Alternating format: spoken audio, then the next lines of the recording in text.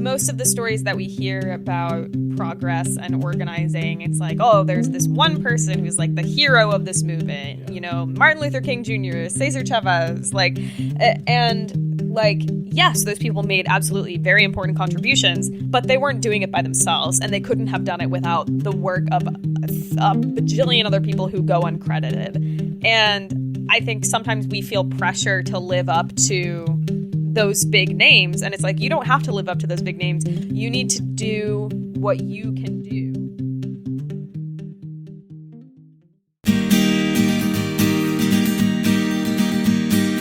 One,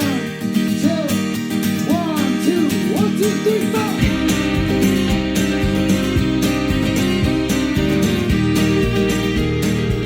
You're listening to Granite Goodness, the podcast where we interview New Hampshire people making the world a better place. Oh, Susie, where are you going now? My name is Andy DeMeo. Today, I am talking to my very good friend, Jules Good. Jules is the founder and consulting lead of Neighborhood Access, where they work with organizations to help them be more accessible to the disabled community.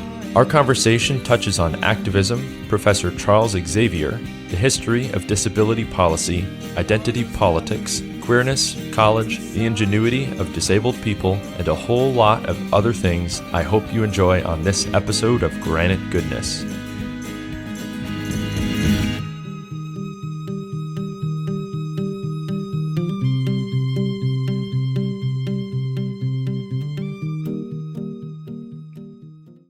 Jules. Andy. Welcome to Granite Goodness. Thank you. We were just talking a second ago about, you had asked me if I had a intro song lined up. Mm-hmm. And you proposed a really nice idea that I'd like you to repeat. Oh, you want me to sing it again? Immediately, yeah. Okay, here you go. Granite Goodness, with Andy DeMeo and guests. Sponsored by... MeUndies. MeUndies, that's right. Yeah, something like that. Gosh. Okay, we're here today recording in your beautiful space. I don't want to reveal where you live exactly, but... That's okay. Somewhere in the Seacoast region of New Hampshire. Somewhere mysterious. I am so excited to have you on. Thanks. I knew the moment that I started doing this that I wanted to have you on. And I might put you first in the lineup. What an honor. Yeah. Well, I keep promising everyone that they're going to be the first. Well, if you're going to release them all at the same time, it doesn't really matter. Yeah, it does exactly. So everyone right. can be first. Yeah. Which is it's a very political thing to do, I think. Yeah. Because who's going to check? But you are so many things. Yeah. You are an activist. You are a business owner. Mm-hmm. You are an artist, a thespian, right? And my favorite thing about you, which is really the combination of many unique things put together, right?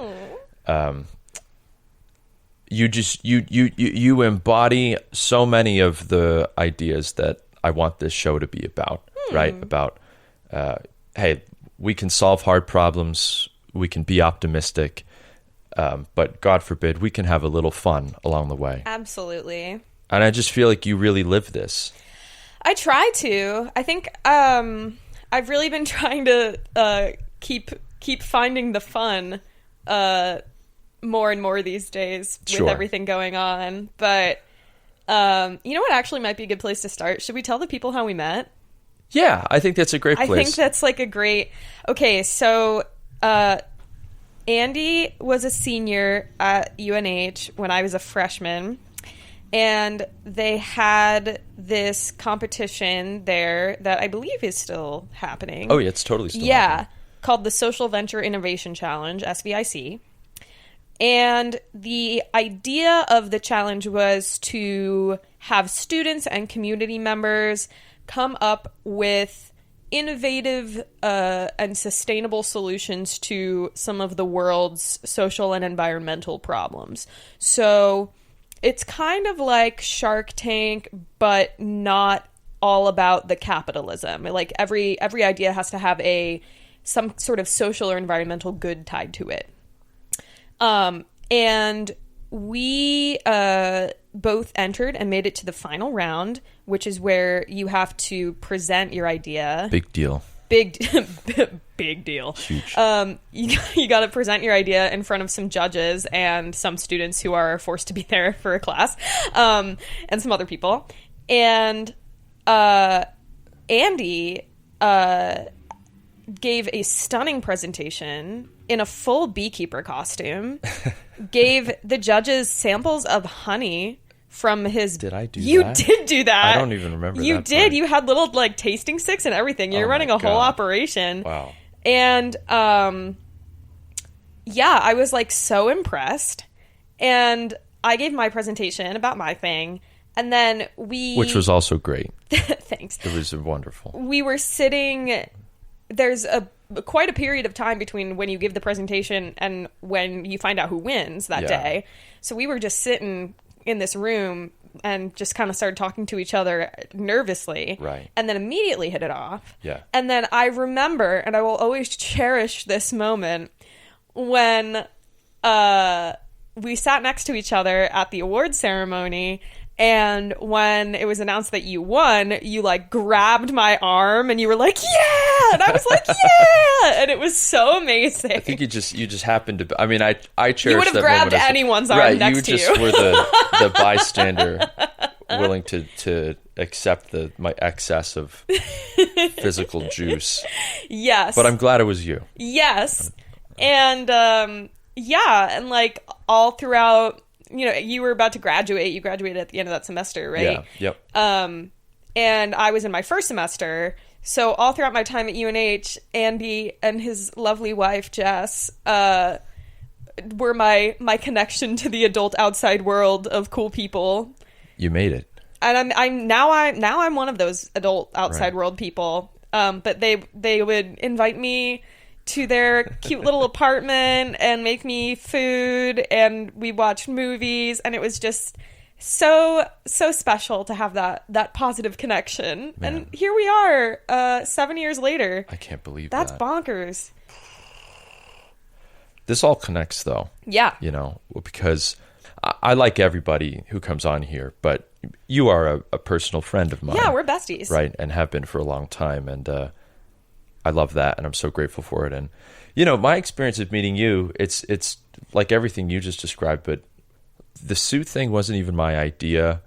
You know, it was that crazy man, Ian. And he came on, by the way, too. Oh, my God, Ian Grant? Yeah, I got him. Isn't he in, like, Kenya now? Some of the time, yeah. Okay. Some of the time. He Good for him. still lives around here, but the organization he works with, African Wildlife Foundation, they do a lot of work in Kenya. Very cool. So he goes there all the time. Shout out Ian Grant. Yeah, he's a great... Well, I wanted to have him on because, I mean, you know, you went through a similar experience, right? Like, he was a person who I met, and he opened my mind to, I guess you could say, the possibilities of entrepreneurship and problem solving, and more than anything, helped me understand, wow, for every really hard thing out there, you know, there's a bunch of people trying to solve it.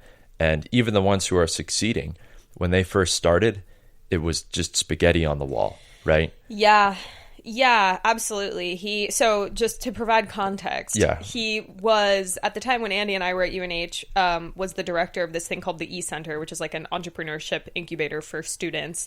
And so before, during, after our time with this SVIC competition, he would, like, meet with us and help us with our ideas, coach us. Yeah. And Andy's ended up being a whole thing. Mine needed to have some ideological workshopping before it could be out in the world.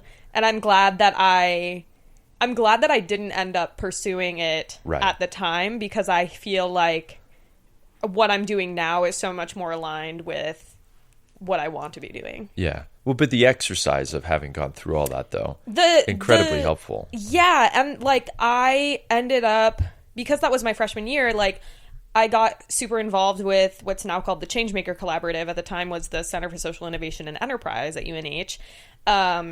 And, like, I got a lot of practice in using that model of problem solving, and it's been absolutely integral to like my professional development and like how I go about solving problems and coming at different issues. So yeah, it's like really, really useful in even if you're just doing it as a thought exercise. Right. I think that Ian would say, and he did say as much. I'm plugging my own episode with him right now. I love it. I like this is it's cyclical. It's the MCU of the Andy cinematic universe. Yeah, no, the New Hampshire cinematic universe of people making New Hampshire a better place. But he would be so happy to hear that, because I think that, and this is all tied together because now you and I are in a position to mentor people, and we do.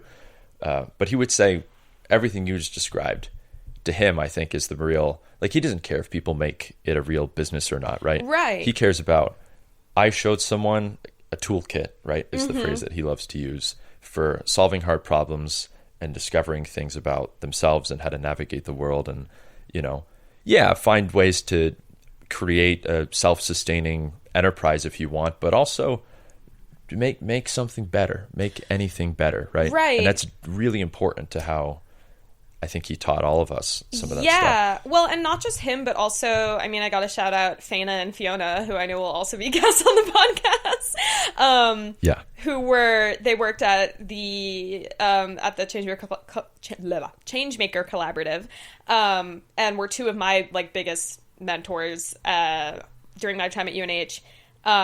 And what I learned from them was the process of human-centered design, which has really, like, that is very much a combination of that and some other, different, like, theories of problem solving and organizing are really the backbone of the work that I do as a consultant, is using that process to learn how to, like, listen to people, take a look at what they're doing in a very, like, analytical way, and then be able to offer solutions that are both practical, but also that can kind of have the ability to scale between being something like that you could do tomorrow and something that's like a big pie in the sky dream. Right. And that's really cool.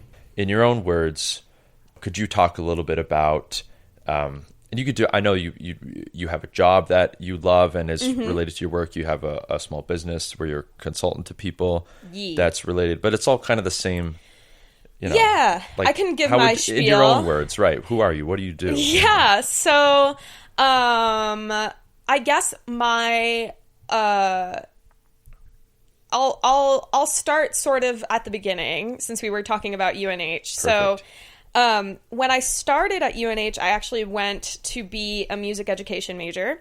All throughout my childhood, I was very involved in orchestra, super passionate about music, and went to college thinking that I wanted to be a high school orchestra teacher.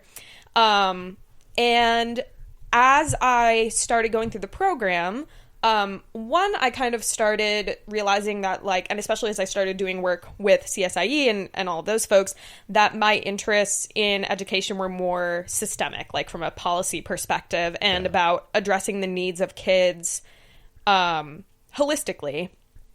But also, about halfway through my undergrad, I started precipitously losing my hearing, and it just kind of would go away in chunks and not come back. So I was rocking about it's not the most accurate way to describe it, but about a 70% hearing loss in both ears. Sure. In the middle of trying to do a music degree, wow. which was really hard. And so I kind of needed to pivot, because I was like, well, I know that I don't really want to teach. I don't think a career in music is going to be realistic for me right now. Of course, there are plenty of deaf and hard of hearing musicians out there who are rocking it, but like, right. I just didn't have that knowledge at the time or anyone to model that for me. Yeah. And so I also didn't know anybody in real life who was deaf or hard of hearing. And so I went online and found a really incredible community of deaf, hard of hearing and other disabled people on Twitter before it was a bad place. And was just blown away to learn about all of the different experiences that people have with disability, and to also at the same time be, for the first time, having access needs, needing to ask for accommodations. I was very much a kid who grew up, you know, wanting to do everything myself. Yeah. Very, like, you know, the meme of, like, the gifted kid to neurodivergent burnout pipeline. Yeah, like, yeah, that was sure. absolutely me. Yeah. And so it was a huge change for me. And in building that community online and learning all that stuff, I realized, like, wow, if I'm having a tough time as a, you know, person from, like, an upper middle class background, a white person who still has support needs, but relatively low support needs in terms of my disability, and, you know, had all of these privileges at my disposal, if I was still having a difficult experience, what are people without those privileges experiencing? Right. And what I learned was that, oh boy, it's a mess out there. It's a hard time. It is. And so I started just learning as much as I could about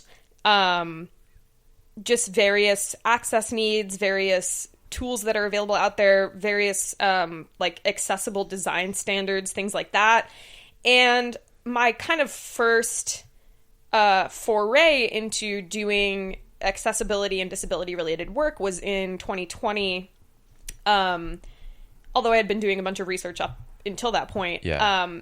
In 2020, when Black Lives Matter Seacoast was starting to organize rallies, well, really all the Black Lives Matter chapters in New Hampshire, after the murder of George Floyd, I was noticing that the rallies and their communications around the rallies were not accessible to people in the disabled community. Yeah. And I had been hearing from a lot of my disabled colleagues, friends, etc., in New Hampshire and across the country that, you know, they were feeling left out and like wanting to be able to show up and support the community, but didn't feel like there was a way for them to do that. And so I put together a training for the different BLM New Hampshire chapters and was like, hey,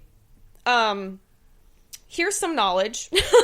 I would be happy to help you coordinate accessibility stuff for your rallies, and like just let me know how I can be helpful. And they ended up like doing a really great job with it. And, you know, I was like helping them hire interpreters, ASL interpreters at the rallies, how to assess their like march route for wheelchair accessibility, things like that. Yeah. And so that went relatively well. And I also ended up co-organizing. I'd seen in Minnesota and in DC, at least, and I'm sure there were others, some people who had specifically organized a Black Disabled Lives Matter rally, because there is for all of the statistics around race and police brutality and violence, when you're Black and disabled, your likelihood of encountering violence from police goes up exponentially. And so, and that was something that was not really being discussed. And in fact, a lot of the people who, you know, died at the hands of police brutality in the U.S. had disabilities, and that wasn't being like really talked about in the media as a part of their story. Sure. So myself and Deborah Oprah-Mola, who's an incredible Black disability organizer who lives in the Nashua area, she and I put together a Black Disabled Lives Matter rally in New Hampshire. We did it in Portsmouth, and it was really a great opportunity to draw attention to that side of the issue, and be able to bring people out in community with each other, in in a space where they knew that their access needs would be met. So after all of that, in like the spring, summer of 2020, people, various organizations and people in New Hampshire heard about the training that I had given and were like, oh, we'd really like to do that. So then it was like ACLU New Hampshire, and then it was New Hampshire Youth Movement, and then it was Rights and Democracy. Yeah. And it kind of just reached this critical mass where I was doing all of these trainings, and I was like, well, it seems like people want to pay me for this, and I like doing this, and I also feel like there's a lot of opportunity to move beyond just doing a training to form more partnerships with people. And that's when I started Neighborhood Access, which is my accessibility consulting business. All through that time, I have also, that has been my kind of side gig. And my various positions that I have held for the most part as my full-time jobs have been related to disability policy. So after I lost my hearing at UNH, I, through a series of coming into college with a bunch of credits because I was a huge nerd, and also getting lucky in the way that the degree path was laid out, I was able to enter the accelerated master's program for the Master's in Public Policy at UNH after my second year there. And so I was able to basically finish my bachelor's degree and my master's degree within 4 years plus a summer. Whoa. And I knew after going through the policy program that much love to the Carsey School, and I learned a lot of really valuable skills there. But at the time that I was there were not very many people working on disability policy. Sure. And I was connecting with all of these incredible disability policy professionals online, and I was like, I'd really like to be doing this work. So my full-time work has mostly been, other than right out of school when I was doing more like direct service, running an assistive technology program, I have been doing disability policy work at the federal level.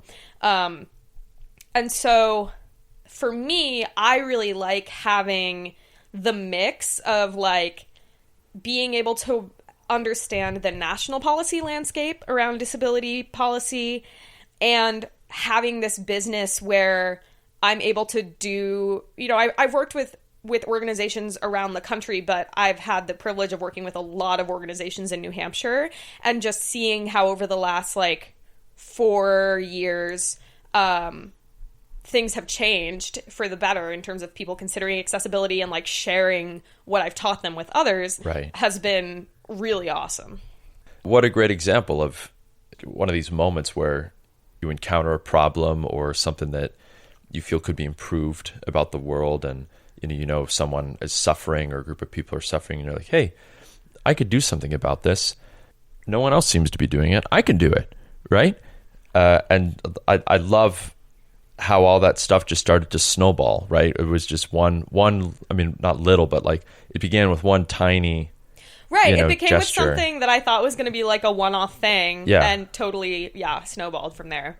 I feel like a lot of disabled people are so ready and excited to just participate in all kinds of stuff like anyone else without their unique needs and challenges. Yes, and I would really love to live in a world where disabled people don't have to be grateful for crumbs, right? Yeah, exactly. Because you're right, I am over the moon when somebody, considers my access needs without me having to bother them about it. Right. But it's been over 30 years since the Americans with Disabilities Act was passed, and there was a lot of advocacy going on long before that point. But we've been here, and there still seems to be a misconception that there are not that many disabled people in the world. Yeah. And that is perpetuated by the fact that it's this vicious cycle of the world is not accessible, so disabled people aren't out in community as much as they could be. Yeah. And then businesses and whatever are like, oh, well, there's not that many disabled people, so we're not going to prioritize making things accessible. Right. And then the world remains inaccessible, so disabled people aren't out in it, right? They just and, get less visible and visible. Right, yeah. And like there's a long history in the United States of disabled people being institutionalized, like up until, you know, very recently, within the last like 50 years. If you were disabled, especially if you had an intellectual or developmental disability or a significant physical disability, you were just kind of locked away. You were just put in an institution, and that's still happening to a lot of people, which is one of the big policy areas that I work on in my policy work. We have a long way to go between where we are now and where we need to be for disabled people to like fully be included in a lot of places. Yeah. Well, it's this idea of people call it protopia, right? You know, everyone knows what utopia is. It's the perfect world, right? That you're never going to get there, right? Mm-hmm. We may never get things perfect. I don't know if we should try to make things perfect, but what we can do is try to make it better than it is now, right?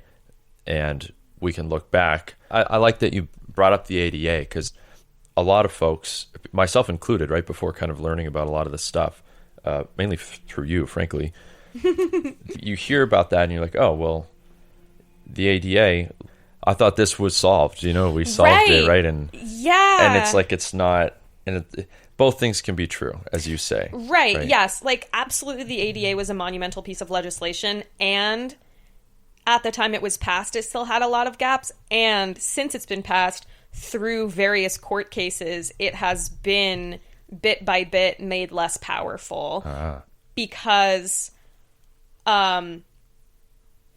purely, I would say most of the reason is capitalism, because businesses don't like the idea that they need to spend money on something they don't want to spend money on, and they really don't like the idea that someone can sue them if they discriminate against them based on disability. And so, because a lot of, especially bigger businesses, have really good legal teams, over the years, the ADA has been weakened quite a bit. And so we are definitely in need of policy changes on a lot of levels, but also I think a lot of the things that impact disabled people on a day-to-day basis are not things that are going to be enacted through policy, or if they are enacted through policy, that's just what's on paper, right? Yeah. And we all know that just because something is a law doesn't mean that everybody follows it to the letter all the time. Right. And so that's what I love about doing the consulting work, is it's more about that micro level, like, hey, how can I work with you as an organization to make your practices, your internal policies, your processes, your space as accessible as possible for the disabled people that you will inevitably encounter doing this work. Yeah. It's such a shame that for a long time, and I'm sure a lot of the time today even, right, as you say, people in the private sector sometimes only think of this issue through the lens of, you know, oh, I think of disabled customers or people who want to interact with my organization or business as a threat, right? A litigant, potentially, right? Instead of, you know, someone to be accommodated and treated like anyone else who you want to satisfy or serve through your product, right? And it's like it's one of those things that I've and again, like, this is your whole world, but my impression is that most most disabled people are actually quite nice, you know, and like they're not, that no one wants to start lawsuits for fun, you know? Right. I would say the idea that people are, what's the term that's used? Like a bus chaser, whatever, like. Yes, but predatory litigation. Yeah. Where people are intentionally seeking out access issues for the express purpose of suing and getting money. Right. It's very uncommon. I'm sure one person Right. does it, and that's then the thing, and then it think, gets covered in the news, and Right. people are like, "Oh, those disabled people are just they're just out for we the can't doing it for have the money." good policy because Right. this one person will take advantage of it. Right. And it's like the same stigma that comes with, people who are receiving government assistance, right? Yeah. People are like, oh, these lazy disabled people are just sitting back and collecting checks. First of all, if you're on SSI or SSDI on Social Security, you are very limited in the assets you can have. You're very limited in the amount of money you can make. And if you make more than a certain amount of money, which is well below a living wage, you get kicked off of those benefits. Right. And so this idea that disabled people are like doing this for the money is very, very misguided. And I do think in my interactions with businesses, sometimes when I approach them and say, hey, I love the work that you're doing. I'd really like to work with you to make your stuff more accessible to the disabled community. Sometimes they get defensive and are like, oh, well, we comply with the ADA. Right. So, and they assume that I'm trying to sue them or catch them in the act of something, right? And that's not my intention at all. And in fact, even if places are ADA compliant, that does not mean that they're accessible. It means they're accessible according to a very narrow standard of the law that is A, outdated, and B, mostly centered around people with physical disabilities and particularly wheelchair users in terms of the accessible design standards that are attached to the ADA. And so there are tons of access needs that are not even a part of that. And those are the things that I really try to highlight in the work that I do, making things accessible for folks with communication-related disabilities who are people who are neurodivergent, blind, deaf, hard of hearing, low vision, all of those things. And the bit of it that's really central for me as well is considering it from an intersectional perspective. Yeah. Because the layers of marginalization that people experience directly impact their experience with a given system. And my experience as a white disabled person is very different than a black disabled person. And my experience as an autistic person with relatively low support needs is very different from an autistic person with higher support needs. So it's you have to be thoughtful about all of those things when you're engaging in this work. And that's the stuff that I really like to work with people on. Yeah. I want to hear your full take on this. Language and all these things, they serve a purpose, ostensibly, right? And even just saying, oh, the disabled community, right? Most folks probably think, oh, well, somebody who can't walk, right? They need a wheelchair. But as you say, why would we put somebody who can't see or who can't hear in the same group? Their needs are completely different than someone who can't walk, for example, right? But just the lumping of disability. In what ways, I'm not going to talk about the X-Men, but maybe we will. But in what ways is that helpful, and in what ways, do you see it more as oh, well, that we're being lumped together, or no, this is a coalition of people together, I think it really depends on the context, because obviously saying oh, every disability is the same is very untrue and not helpful. However, a lot of things that people with across many different disability experiences need, especially on a policy advocacy level, we would do much better to come together and advocate for those things as a unit. Right. Because especially when you look at healthcare, the ability to receive home and community-based services rather than only being able to receive services in an institution, and a lot of the very systemic stuff, I think we need to be sort of intersectional, right? We need to be intersectional, and we need to be working in coalition. Yeah. And I don't think that means something that bothers me sometimes, and I know that I say it because it does work in a certain context, but when people talk about like, oh, like the disabled community, or like Right. the like disabled voting bloc, They or all like think the the same disabled thing. market, Right. like that doesn't exist. Right. There are Or it's like the black community, right? Like, right, exactly. like my it's black younger sister is always like, what are they talking about? Like, right. I'm it's my a own person. Gross oversimplification. And so recognizing that different communities of disabled people do need different things, and that we do need to prioritize certain things in certain contexts. You know, for example, for a long time, mainstream disability rights advocacy has left out the intellectual and developmental disabled community.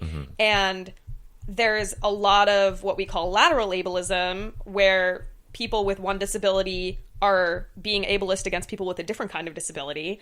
That occurs sometimes with people who are like physically disabled, who will say like, yeah, like I can't walk, but like there's nothing wrong with my brain. Like I'm not stupid. Sure. And like on the one hand, like that is, people do like lump things together in a way that's unhelpful, and it is important for people to portray an accurate representation of their specific needs. But like when you say things like that, you're really like putting down another community within your community. Yeah. So it's complex. And I as a member of the like deaf and hard of hearing, you know, subgroup, I guess, it's tough because a lot of people who were like born deaf, ASL is their main language, are like what we would call culturally deaf. Yeah. Don't want to affiliate themselves with the disabled community because they're like, well, I'm not disabled. I'm just a cultural and linguistic minority. Right. And while there is definitely some truth to that, like actually from a policy level, like the things that you need to be able to succeed are directly tied with the things that the rest of the disabled communities need to succeed, right? Yeah. So it's like, it really depends on the lens that you're looking through. And I think that, you know, a common saying in like cross marginalization, like liberation work, is that our fates are tied. Right. And I think oftentimes we think of disability just as like white disabled people, or like just a very specific image comes to mind when you think of a disabled person, right? Charles Xavier. Charles Xavier, yeah. And he doesn't even have to worry about wheelchair access, really, because his wheelchair just floats. Yeah, so, like, he can still go got upstairs. Something else going on. Yeah, that would be so sick. But yeah, so the idea that all disabled people are the same is definitely false.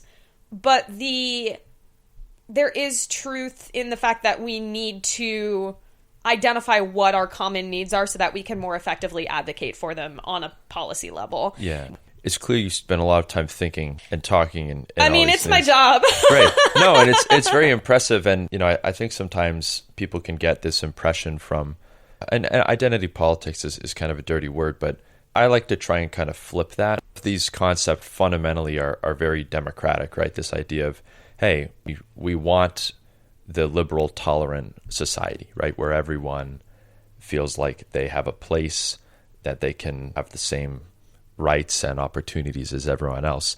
And to that end, there is a utility, right, to defining and understanding the different groups that make up that society, right? And so I always try and see both sides of. People will say, well, why do we spend all this time defining the differences between people? And kind of the flip side of it is, well, if we want to understand the needs of a lot of folks, particularly the ones who have really been systemically excluded for a long time, it is important to define and understand and understand where they're coming from and their experiences, right? So, but it's so funny, you know all the, I mean, it's dismissive to say like lingo, right? You are comfortable and skilled in talking about these issues in, the professional way, but you more than anyone I know would be the first person to be like, I really just care what gets done. Right. Yeah. And so being able to identify with a community as an individual person can be so powerful as well. And healing. Yeah. Right? Same thing. Right. And I think with language, I do think that language is important, and often because it is a signaler of values, right? So when I'm trying to think of a good example. Like, if someone says to me, like, oh, you're handicapped, that's a good indication to me that they have not been engaging in any modern discussions around disability, right? Which isn't to villainize that person, but it's just to say, like, okay, like, I understand kind of where you're coming from. Right. And same with people who, I'm sure there will be people who listen to this who are like, you're saying disabled person instead of person with a disability. Right. And like, that's another thing too, right? Like, the language evolves over time. Different people in different communities prefer different things. And no one's in charge. Like, language is it's an organic living. It is. Thing. Yeah. And so I think that, and there, at the same time, there are places where it does make a tangible difference. Like, I was just reviewing a document. I have to be vague about it, but it was a document that talked about sexual and reproductive health, and it used a lot of language that was like, women are more likely to this, women are more likely to that, mothers, and while being a document that says, like, we recognize the challenges that trans people face, right? Well, if you're only referring to reproductive issues in terms of women, then you're leaving out trans men, non-binary people who are assigned female at birth, trans women. Right. Like, it's not accurate to say that these things only affect, quote, women. And so the edit that I suggested was like, cisgender women and people assigned female at birth, because that's what you mean. Yeah. And like, that is an instance, I think, where language will make a difference in who can access a particular service, who feels represented by a particular statement. Even I've done quite a bit of consulting work with Planned Parenthood New Hampshire, and with other like reproductive rights and justice related organizations, and something that they've talked about and that I talk about with them is, like, if you say this is a women's health center, then trans men are not going to feel welcome getting the care that they need in this place, even though I'm sure you have every intention of providing it to them. Right. So, like, I do think that it's context dependent, because sometimes it's like, yeah, like, the language has like less of a tangible impact, and sometimes it really does have a tangible impact. Right. And that it can feel like anything, right? To a layperson, they can be like, gosh, I don't speak this way normally, right? Yeah, but they're like, oh, they're so wrapped up in the language. Blah, blah, blah, blah, right. And my experience knowing actual real people who like work on this stuff is they're often not, quote unquote, wrapped up in the language, right? Like, I don't get that impression. And the other funny thing too is, anyone would agree or say, well, there's plenty of words that I don't say that people used to say that I wouldn't feel comfortable saying, because I know that they're really upsetting for a bunch of people, right? So, like, everyone fundamentally understands that language it's a living, changing thing, and everything that might feel new or strange to people today, right? The things that are useful are going to survive 50 years from now. And the ones that aren't, they're not going to say, oh, we don't refer to people that way anymore because it wasn't helpful. Right. And like, there's a good reason for that. I think there has been so much innovation in activism and organizing spaces that are not, at least not primarily linked to any like We're capitalist trying to monetize endeavor. this, yeah. Right. There's been a ton of innovation. And like the way, I don't think in terms of like disability work that there's one right way to do it, or that like the way that I do consulting is the way to do it. Yeah. I think that I can be an effective messenger for some organizations and can help put things in a way that they'll understand. And there are other organizations that like need to hear it differently from someone else. Yeah. And I would really love to see more disabled people engaged in this work. But the reality is that right now there's not a lot of accessible education about how to do it. Like everything that I've learned has been from taking note of things people have said on Twitter, and like all of my disability knowledge, I didn't learn any of it in school. Right. I learned it in community. And so being able to, my dream would be to put together some kind of program where myself and other people doing this work can train other disabled people who want to do this work. Not only because it's important to have disabled people talking about disabled issues, but because it can be a path to financial sustainability or at least more financial sustainability for people who either can't work full time or in a traditional work environment because of their disability, or who aren't allowed to work full time, or they're going to lose their medical benefits. Right. I think that like being able to be the captain of your own ship is something that works for a lot of disabled people, but it's something that we're rarely given an opportunity to do, and so we have to kind of make it for ourselves. Right. Well, I mean, as you say, I feel like a lot of them are probably quite used to figuring stuff out on their own. They just have to, Definitely something to be said for Crip Ingenuity. That's what we call it. That's right.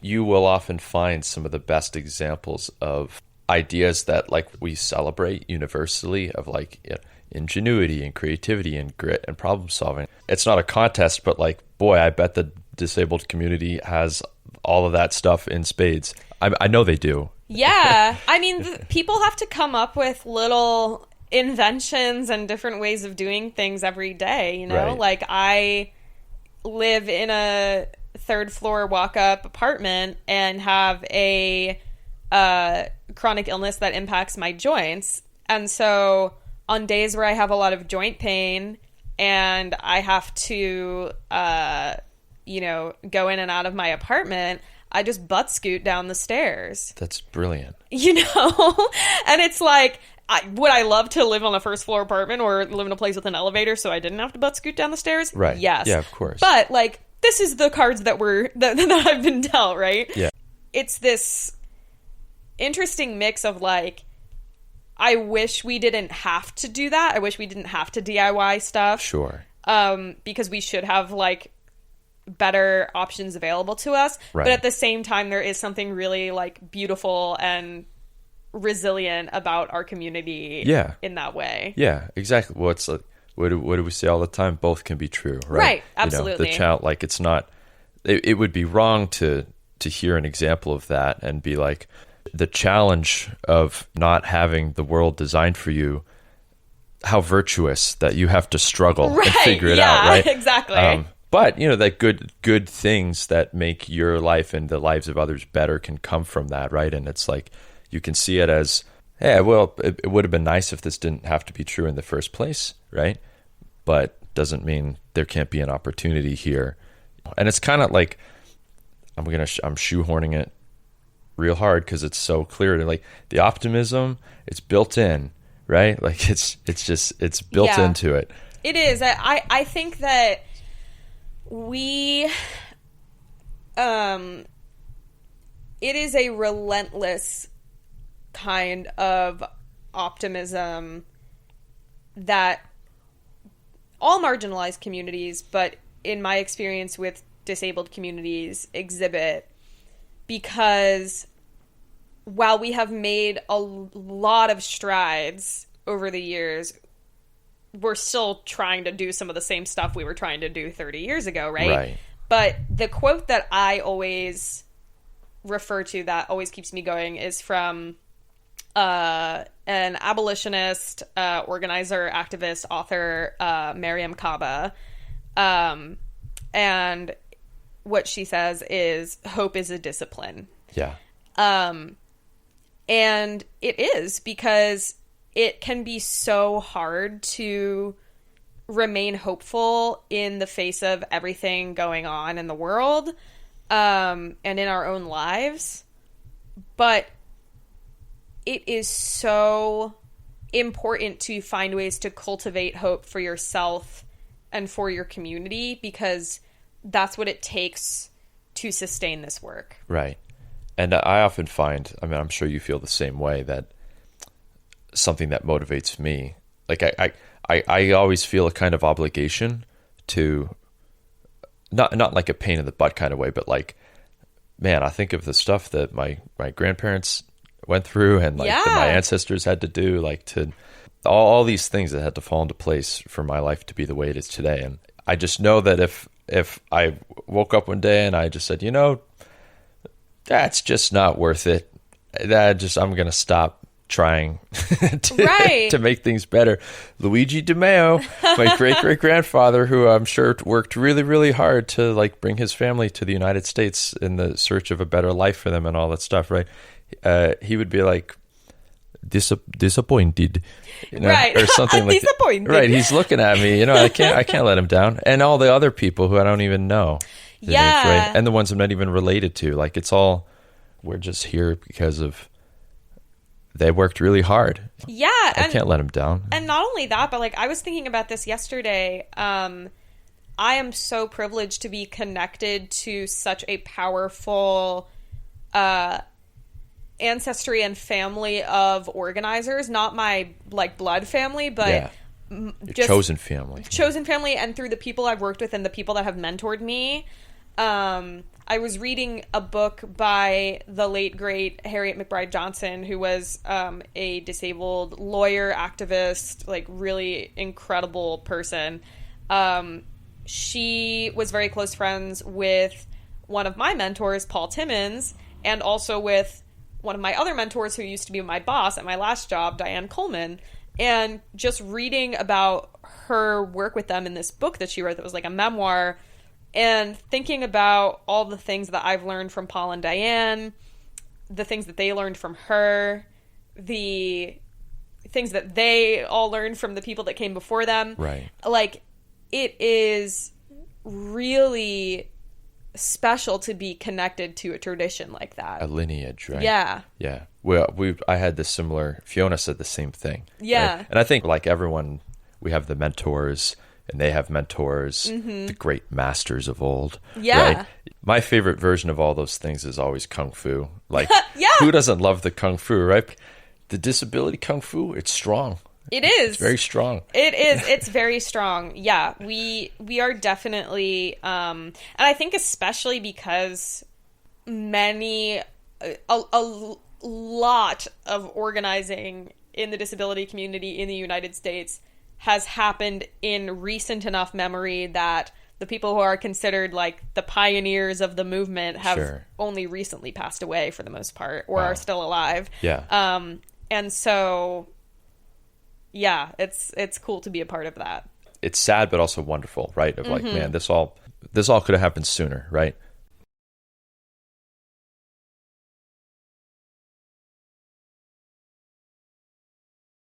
Part of what I love about working on like a hyper local level is that you do see those changes starting to happen in a tangible way. And that's why I think I love having that balance of doing, you know, federal policy work that's very zoomed out and then this like very local work. Because when you look at things on a huge scale, it can feel really hopeless and scary. Right. But when you look at things on a smaller scale, like there is good stuff happening. Yeah. And I mean, that's what I love about your podcast, because that's exactly what you're exploring. I think that's so great. Yeah. Well, no, it is a real theme of keep on plunking, right? I mean, that's how the activism movements, you know, in all their different forms are some of my favorite examples of this concept, right? Of the only way anything ever gets better is motivated, diligent people working quietly in the background for a long time. Yeah. You know, and it works. It absolutely works. Yes. You know, and we say this all the time. By we, I mean I in conversation with myself. People who study progress, quote unquote, right, as kind of an ideology and a movement. Something they often say is these three statements can be true at the same time. The world is awful. The world is better than it used to be. In some ways you can measure. And the world can be better than it is today. They don't contradict each other.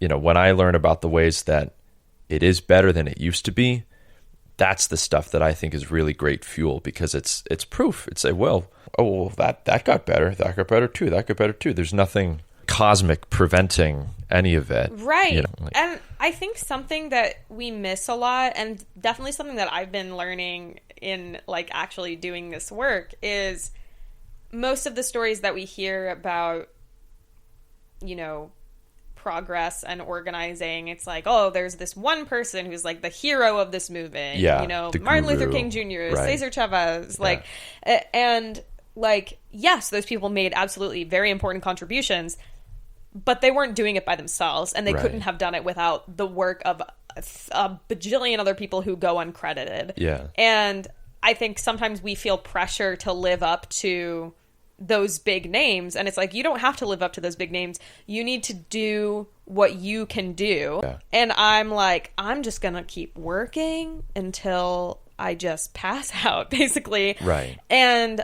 like trying to figure out, like, I know I want to do this work, you know, in some capacity for the rest of my life. I can't do that if I'm burnt out and sick all the time. Aggressive pace, right? Right. And so learning how to do things sustainably and from a perspective of, yes, self-care, but also community care and taking care of others and letting them take care of you is so critical in being able to do this work sustainably. Yeah.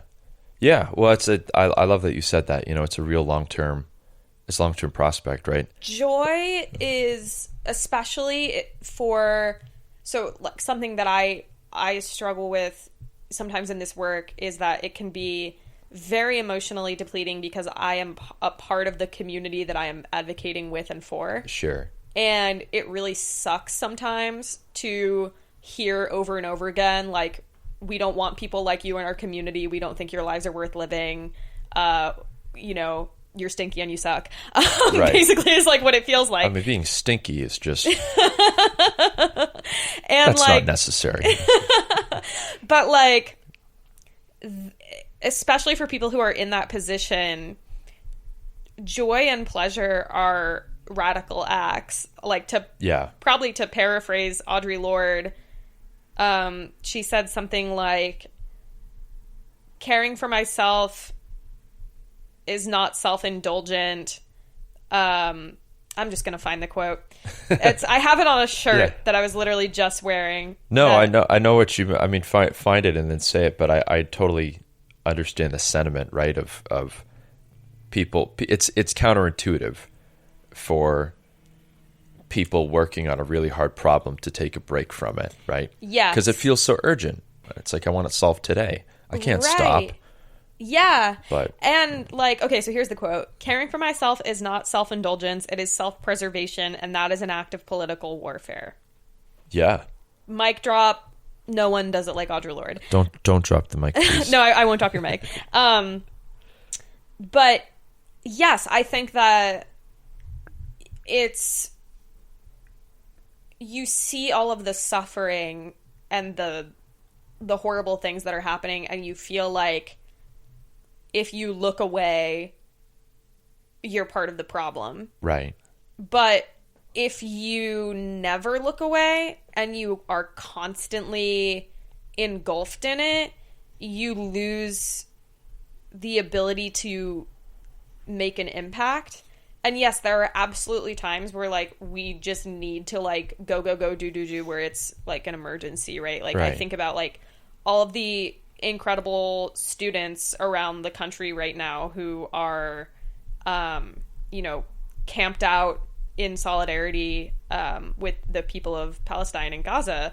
Like, that is an example of, like, when you are in a position of relative privilege, sometimes you do need to sacrifice your comfort and your well-being because it is an emergency and what you're doing can make a difference. But that is very different than, like, working on something that is, like, long-term, that's going to require,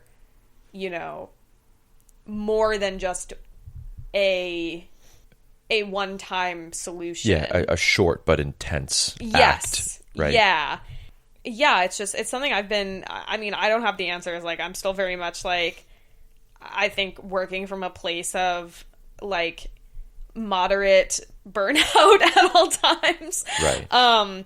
But it's important for us to consider, and I think that it's under-discussed in movement spaces because obviously we're all focused on the work. Yeah. Looking away, right, is a good... Maybe not looking away, but, like, looking up from the work. And I think sometimes people can get lost. Maybe not in a competition is the right word, but if you're so immersed in a thing, doing it all the time, thinking about it all the time, solving a really hard problem, it gives you, like, tunnel vision, right? And you can forget that there's, not only are there other things, outside the thing that you're doing, but actually, and this is the really counterintuitive part, taking a little break can actually... How many examples are there of people who they work on a thing and then they go for a walk and they're like, oh man, it didn't hit me until I went outside. Right. Or talked about it, or, talked to a stranger on a bus or some random thing. Like, it's always... I feel like our bodies and brains process hard problems in ways that we don't often give them credit for. Mm-hmm. I love when people say we're just like plants. Like, you need sunlight, you need water, and it's going to make you feel better, right? Yeah, and sometimes you just need space to let things gel, right? Yeah. Like, I think, in efforts to heal on a personal level and also just healing from the world that we live in sometimes, like, it's very... The messaging that we get a lot is like, oh, you just need to do this, you need to do this, you need to do this. Prescriptive, yeah. Right. And sometimes it's like, actually, you need to stop focusing on doing and just, like, let the situation wash over you a little bit and, like, just sit in the goopiness. We're human beings, not human doings. Wow. Right? That's so deep. I heard that somewhere the other day. That sounds like something I would find on, like, a Pinterest board. That's 100%. But it's real. It's real. It's super true. It's super true. Man. All right. Well, I've had you on here for almost 90 minutes. Oh my God. I have to ask, what makes you optimistic for the future of your work? I think that now more than ever, especially younger people, are thinking about things from an intersectional perspective and recognizing that our fates are tied and that liberation will only be achieved collectively. And seeing that actualize in all kinds of other ways where, like, people are thinking about things holistically, that gives me so much hope that, like, we are on the right track, and we will solve the problems that we need to solve together. I love that. Yeah. Yeah. Well, this was really fun, This Jules. was really fun. Thank you so much for having me. I'd love to have you on again sometime. Please, I can talk. I didn't even get into like all my gay stuff, and No, we didn't. I contain multitudes. We so. might even Anytime. we could do another one. Thank you for coming on. Thank you for having me. I love you. I love you too. Mwah.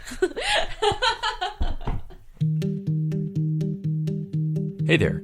Thanks for spending some time with us, and I hope you enjoyed the conversation. You can learn more about today's guest and how to get involved with or support their work in the show notes. If you'd like to suggest a guest for the show or have any story tips for our Good News in New Hampshire newsletter, shoot me a message at hello@granitegoodness.com. Music for this episode was provided by the band Sneaky Miles, who hail from Newmarket, New Hampshire.